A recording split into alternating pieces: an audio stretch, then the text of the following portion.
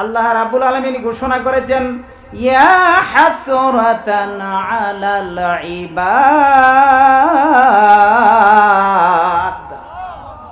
এর সহজ সরল অর্থ হচ্ছে আল্লাহ তাআলা আফসোস করতেছেন। আল্লাহ বলেন পরিতাপ বান্দাদের জন্য। কাদের জন্য? কষ্ট পাইতেছেন কে? অনুশোচনা না, আল্লাহ বলতেছেন পরিতাপ কাদের জন্য? আমরা বান্দা কার? সকলে বলি আল্লাহু আকবার। মা ইয়াতিহিম মির রাসূলিন ইল্লা কানু বিহি ইস্তাহজিউন।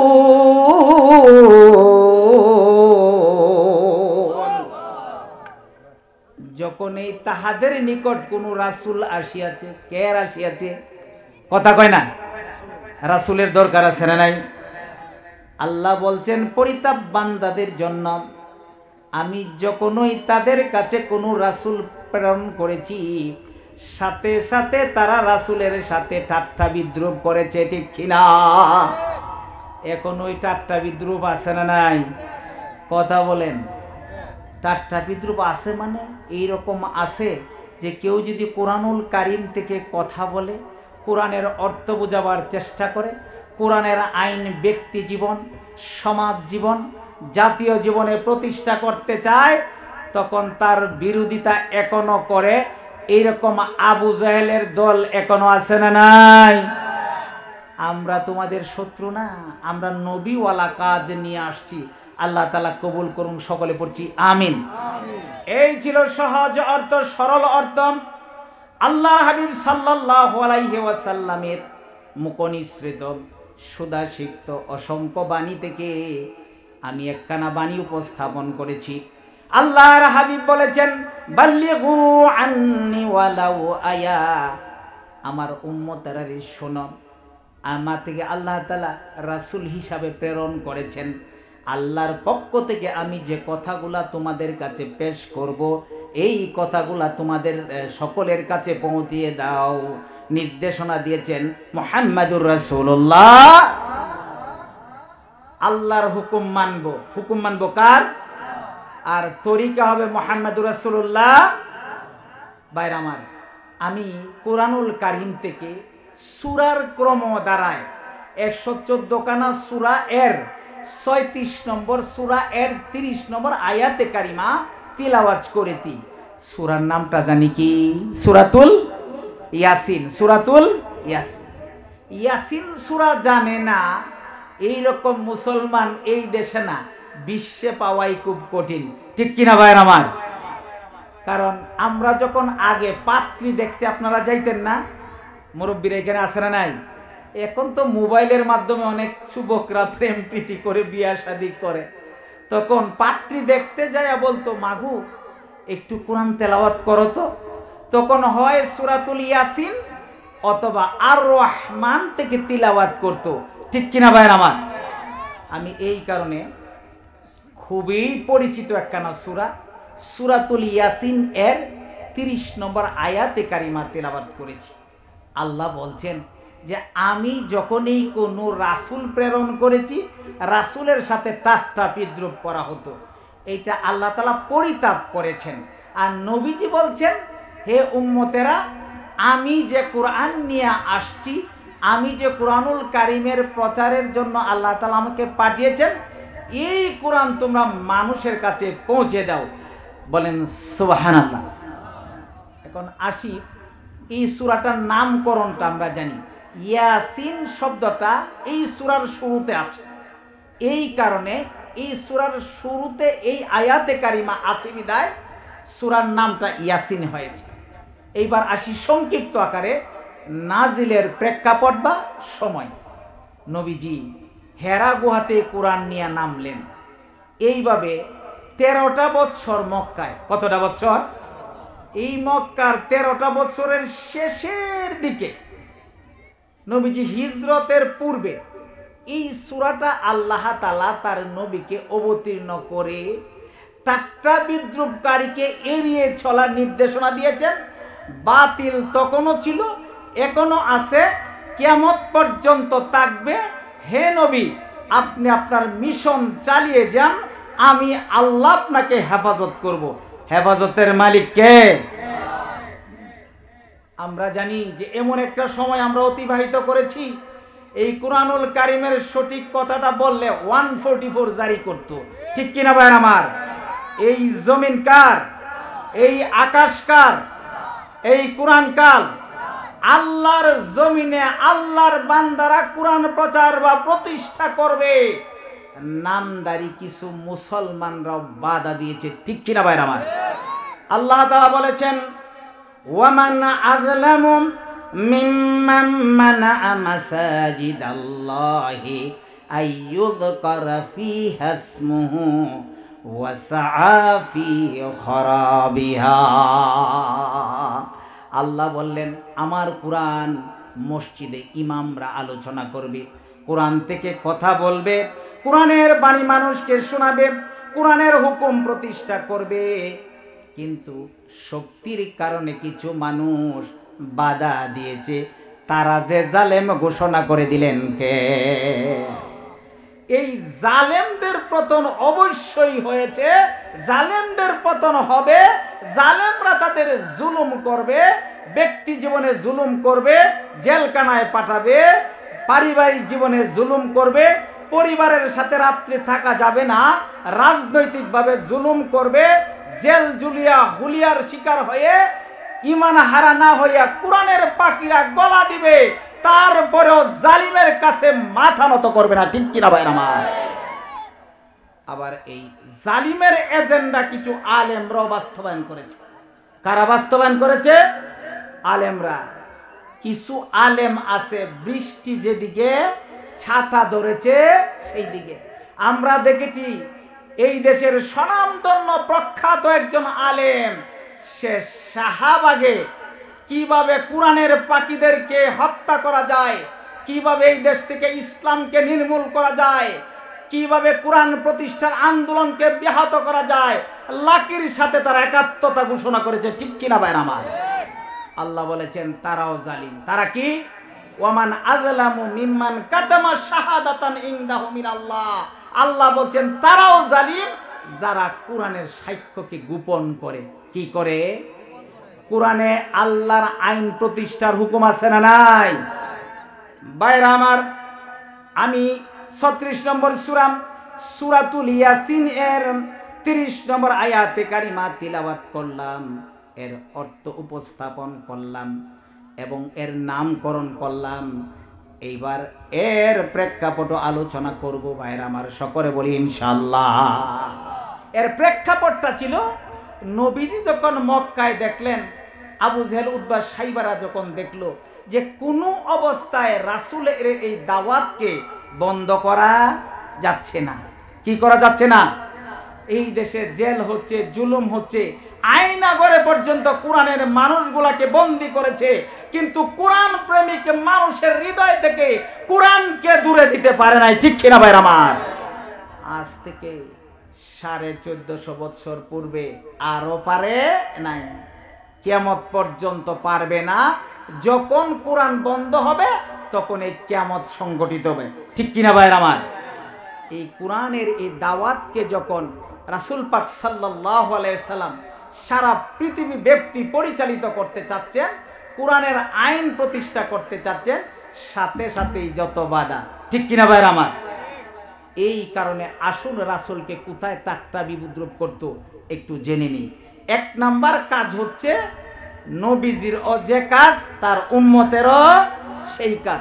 1 নাম্বার কাজ হচ্ছে যতই টাট্টা করো, যতই বিদ্রুপ করো, যতই চেষ্টা করো, এই কুরআনুল কারীম কার পক্ষ থেকে অবতীর্ণ হয়েছে?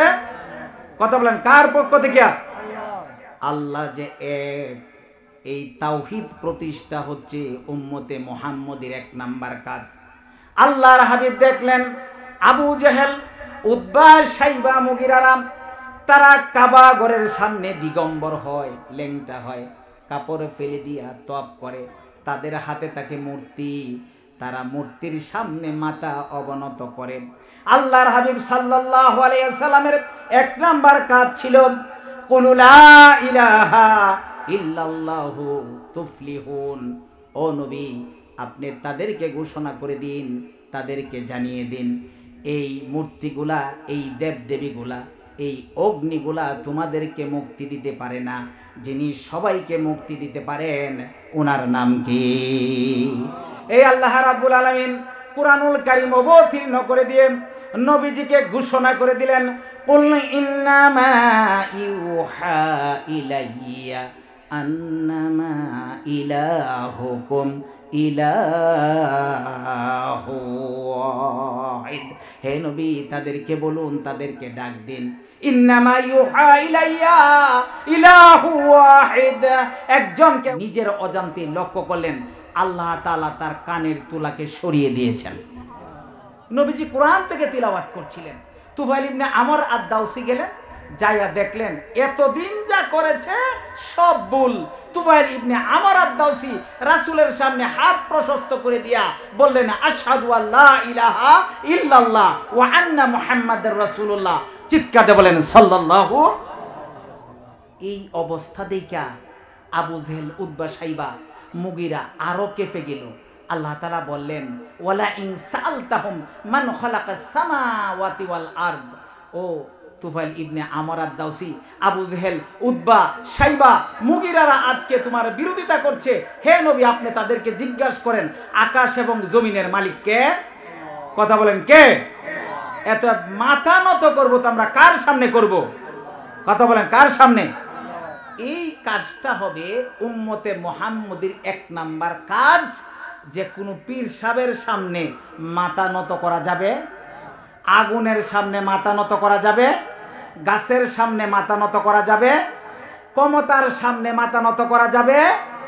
আমরা যারা আকীদার দুহাই দেই যে অমুকের আকীদা ভালো না, একদিন কি তারা চিন্তা করেছে হালাল না হারাম টাকা যারা অর্জন করেছে তাদেরকে নিয়ে কিভাবে তারা মেতে উঠেছে এবং তারা যা বলে তাই করেছে?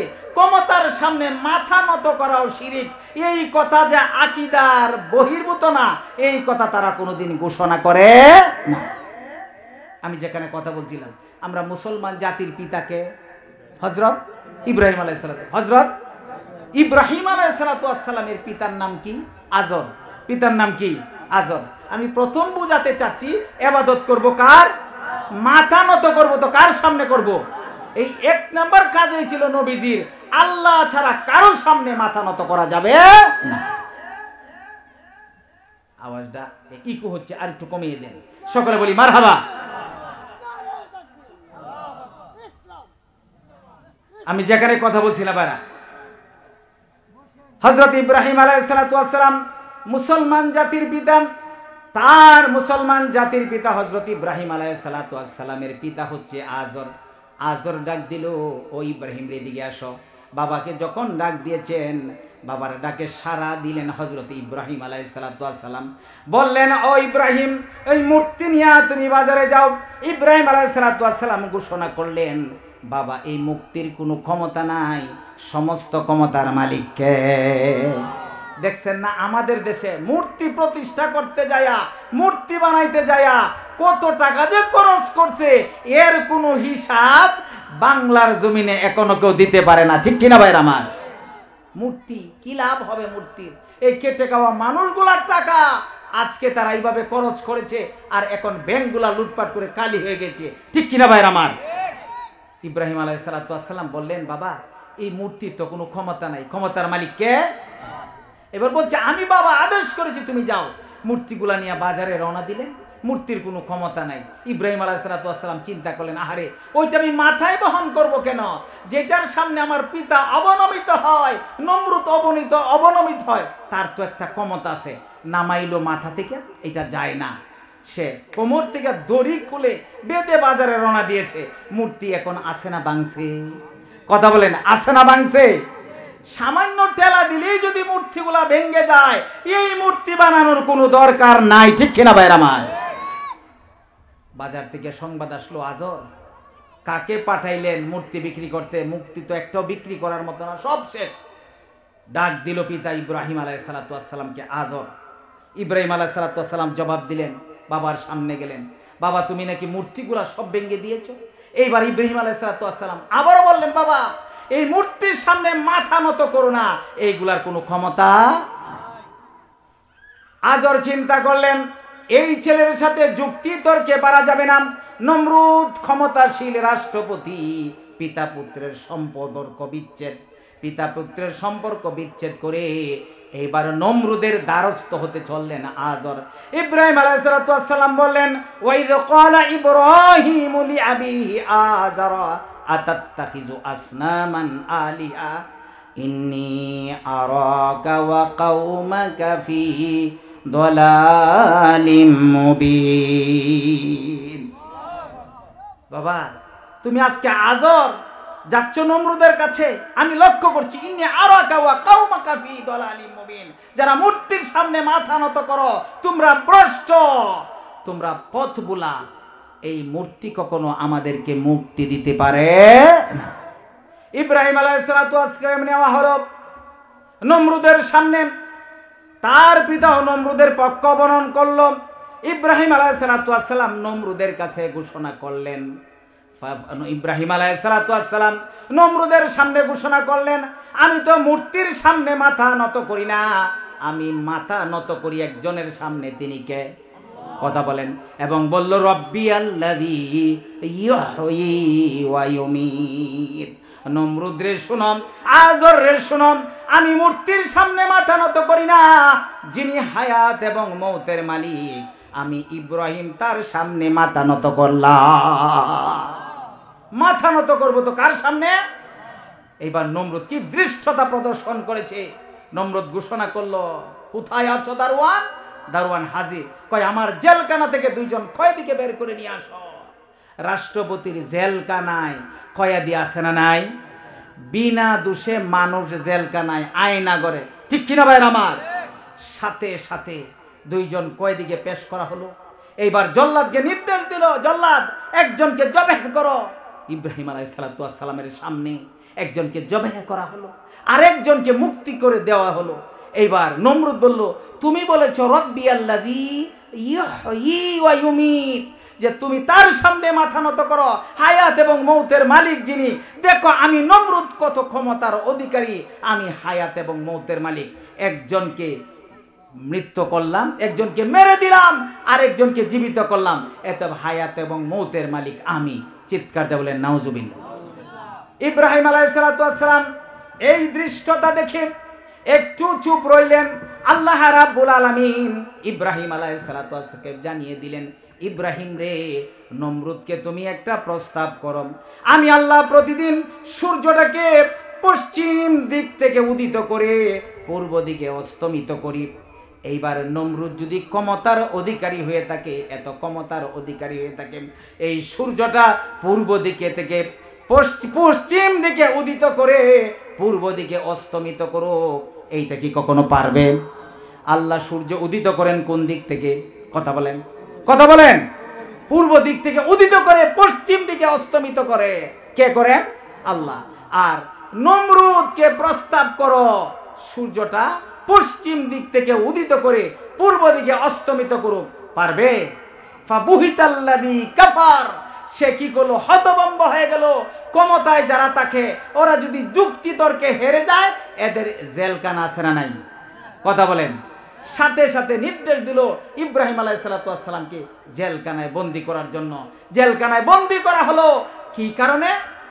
ইব্রাহিম আলাইহিস সালাম নমরুদের সামনে যে আয়াতে কারিমা, যে কথা বলেছিলেন আল্লাহ রাব্বুল আলামিন, এই কথাটা কুরআনুল কারিমে কোট করেছেন। ইব্রাহিম আলাইহিস সালাম নমরুদের সামনে ঘোষণা করেছিলেন, আমার সাথে বলুন, ইন্নী ওয়াজ্জাহাতু ওয়াজহিয়া লিল্লাযী ফাতারাস সামাওয়াতি ওয়াল আরদা হানিফাও ওয়া মা আনা মিনাল মুশরিকিন। কি বলেছিল? আমি আমার চেহারাটা, নমরুদ দেখো তোমার ক্ষমতা আছে দুনিয়াতে, তুমি জেলখানাকে নিক্ষেপ করতে পারবা, কিন্তু জেলে যাবার আগে আমার চেহারাটা, আমি আল্লাহর জমিনে আমার মাথাটাকে অবনমিত করে আমি আল্লাহর সামনে অবনত হয়ে গেলাম। অবনত হব কার সামনে? আল্লাহ তাআলা বলেন, ইন্নী জাইলুকা লিন-নাসি ইমামা, ও ইব্রাহিম, আজকে নমরুদের সামনে, আমি আল্লাহর সামনে যেভাবে তুমি মাথা নত করেছ, আমি আল্লাহ তোমাকে ইমাম হিসাবে ঘোষণা করে দিলাম। কি কারণে? ইমাম অর্থ কি? নেতা। ইমাম অর্থ কি? নেতা। আমাদের মসজিদে ইমাম আছে না নাই? এই মসজিদের ইমাম যখন সমাজের ইমামে পরিণত হয়ে যাবে, এই দেশে চুরি ডাকাতি আর থাকবে না। ঠিক কিনা ভাইরা আমার? আর যারা সমাজের ইমাম আছেন, আপনারা আমাদের শত্রু না। আপনি মসজিদে আসেন, আল্লাহর হুকুম এবং রাসূলের তরিকা নিয়ে অগ্রসর হন, আমরা আপনাদেরকেও নেতা মানব। ঠিক কিনা ভাইরা আমার? আর কোন ব্যক্তির পূজা আমরা মুসলমান কখনো করি না। ঠিক কিনা ভাইরা আমার? কোন ব্যক্তির সামনে মাথা নত করি না। মাথা নত করব তো কার সামনে করব? তাইলে এক নাম্বার কাজ ছিল রাসূল পাক সাল্লাল্লাহু আলাইহি সাল্লামের, যে যারা আল্লাহ বলা মানুষ, আল্লাহ ছাড়া অন্যের সামনে মাথা নত করে, তাদেরকে আল্লাহর দিকে রজে করে দিয়া আল্লাহ ছাড়া যেন কারো সামনে সে মাথা নত না করে। আমাদের দেশে কিছুদিনের ভিতরে দেখবেন বিভিন্ন ওরস শরীফের নামে আমাদের সন্তান, আমাদের স্ত্রী, আমাদের বিবিগুলা নিয়ে রওনা দেই, যায় পীর সাহেবের সামনে মাথা নত করি। এরকম মানুষ আছে না নাই? ভাই, আপনারা যে উনার সামনে বলেন যে তাজিমি সেজদা দেই, এটা কইরেন না। এটা যদি কোরআনে থাকে, হাদিসে থাকে, আমিও করব। আর যদি না থাকে, করা যাবে না। মাথা নত করব তো কার সামনে করব? সকলে বলি আল্লাহু আকবার। এইটা ছিল রাসূলের এক নাম্বার কাজ। দুই নম্বর কাজ হচ্ছে এই কোরআনটা কি কারণে রাসূলের সাথে এত ঠাট্টা বিদ্রুপ করা হতো? কি কারণে রাসূল পাক সাল্লাল্লাহু আলাইহি সাল্লামের গা মুবারকের উপরে উটের বুড়ি উঠিয়ে দেওয়া হতো? কি কারণে নবীজি মক্কায় থাকতে পারেন নাই? জানার দরকার আছে না নাই? নবীজির দুই নম্বর কাজ ছিল, এক নম্বর কাজ হচ্ছে আল্লাহ ছাড়া কারো সামনে মাথা নত করা যাবে না। দুই নম্বর মিশন দিলেন আল্লাহ তাআলা নবীজিকে, এই কোরআনটা যেন মানুষের সামনে পৌঁছিয়ে দে। কোরআনুল কারীমের 5 নম্বর সূরা মাঈদা এর 67 নম্বর আয়াতে আল্লাহ রাব্বুল আলামিন ঘোষণা করেছেন, ইয়া আইয়ুহার রাসূল বাল্লিগ মা উনজিলা ইলাইকা মির রাব্বিক। বলেন আল্লাহু আকবার। এই কাজটা দিতেছেন কে? আল্লাহ তাআলা। কে দিচ্ছেন? বানানো কোনো কথা না। কার দেওয়া? বিধানটা কার? আল্লাহ তাআলা বলতেছেন, নবী, এখন যারা আপনার সাথে ইসলাম ধর্ম গ্রহণ করেছে, আবু বকর, হযরতে ওমর, আলী রাদিয়াল্লাহু তাআলা আনহু সহ সাহাবায়ে আজমাইন, অনেক সাহাবায়ে আজমাইন ইসলাম ধর্ম গ্রহণ করে আল্লাহর দ্বীন গ্রহণ করেছেন। এখন আপনার কাজ হচ্ছে, আমি যে কোরআন অবতীর্ণ করেছি, এই কোরআনুল কারীম আপনি মানুষের কাছে পৌঁছিয়ে দেন। সুবহানাল্লাহ বলবেন না? কি পৌঁছে দেওয়ার? ইয়া আইয়ুহার রাসূল বাল্লিগ, আপনি পৌঁছান মা উনজিলা ইলাইক, আমি আল্লাহ যেটা অবতীর্ণ করেছি। বলুন তো, আল্লাহ তাআলা যেটা অবতীর্ণ করেছেন সেটার নাম কি? কোরআনুল কারীম। কি? এখন কোরআনুল কারীম আমাদের ঘরে আছে না নাই? আমাদের মসজিদে আছে না নাই? হাফেজের হৃদয়ে কোরআন আছে না নাই? রাসূল পাক সাল্লাল্লাহু আলাইহি সাল্লাম কোরআন দিয়ে যে সমাজ বিনির্মাণ করেছিলেন, এইখানে ঘুষ ছিল, নারীবাজি ছিল, মদ ছিল। এখন আমাদের মসজিদে কোরআন আছে, হাফেজের হৃদয়ে কোরআন আছে। বলুন তো, এই দেশে চুরি আছে না নাই? ডাকাতি আছে না নাই? ডাকাতি বলতে অফিসে বসে জাতির সম্পদ নিজের সম্পদে পরিণত করেছে। কোটি কোটি টাকা শিক্ষিত মানুষগুলা এই দেশ থেকে পাচার করেছে। ঠিক কিনা ভাইরা আমার? নবীজি যখন ঘোষণা করে দিলেন, আল্লাহর পক্ষ থেকে আদিষ্ট হয়ে আল্লাহ তাআলা বললেন, ইয়া আইয়ুহার রাসূল, হে রাসূল, বাল্লিগ মা উনজিলা ইলাইকা মির রাব্বিক, আমি আপনার প্রতি যে কোরআন অবতীর্ণ করছি, এই কোরআনুল কারীম মানুষের কাছে পৌঁছে দেন। ওয়াইল্লাম তাফআল, আপনি যদি তা না করেন, কোরআন না পৌঁছে দেন, ফামা বাল্লাগতা রিসালাতা, আমি আল্লাহ বললাম আপনি রিসালতের দায়িত্ব পালন করলেন না। আল্লাহ তাআলা এরপরে ঘোষণা করলেন, ওয়াল্লাহু ইয়াসিমুকা মিনান নাস, কোরআন প্রচার করতে যদি কোথাও বাধার সম্মুখীন হন, কেউ যদি বিরোধিতা করে, কেউ যদি ঠাট্টা করে, কেউ যদি বিদ্রুপ করে, কেউ যদি আপনার প্রচারকে বন্ধ করার চেষ্টা করে, আমি আল্লাহ আপনাকে হেফাজত করব। হেফাজতের মালিক কে? কে দায়িত্ব নিয়েছেন? এই আল্লাহ এখনো আছে না নাই? নবীজি কোরআন নিয়ে আসলেন, এই কোরআনের দাওয়াত যখন দিতে শুরু করলেন, 40টা বছর নবীজির কোনো বিরোধী নাই। আল আমিন নামটা কি ছিল? কথা বলেন, নামটা কি ছিল? আল আমিন। এই মুশরিক কাফেররাই নবীজিকে উপাধি দিয়েছেন বিশ্বাসী। যখন কোরআন প্রচার শুরু করলো, কোরআনের আইনের কথা বললেন নবীজি, সাথে সাথেই তার বিরোধিতা শুরু হলো। ঠিক কিনা ভাইরা আমার? নবীজির প্রথম বিরোধিতা শুরু হলো একেবারে তার পরিবার থেকে। একেবারে পরিবার নবীজিকে আল্লাহ রাব্বুল আলামিন কোরআন অবতীর্ণ করলেন আর বললেন, ওয়া আনযির আশীরাতাকাল আকরাবিন। হে নবী, আপনি এই কোরআনটা প্রথম আপনার নিকট আত্মীয়, কাছের মানুষ, পরিবারে পৌঁছে দিন। নবীজি প্রথমা স্ত্রী খাদিজাতুল কুবরা রাদিয়াল্লাহু তাআলা আনহাকে যায়া বললেন। খাদিজাতুল কুবরা রাদিয়াল্লাহু তাআলা আনহা স্ত্রী, উনি পরামর্শ দিলেন যে প্রথম আপনার পরিবারের লোকদেরকে এই কুরআনুল কারীমের দাওয়াত দিন, যেহেতু আপনি আল্লাহর নবী। নবীজি প্রথম দাওয়াতের ব্যবস্থা করলেন পারিবারিকভাবে।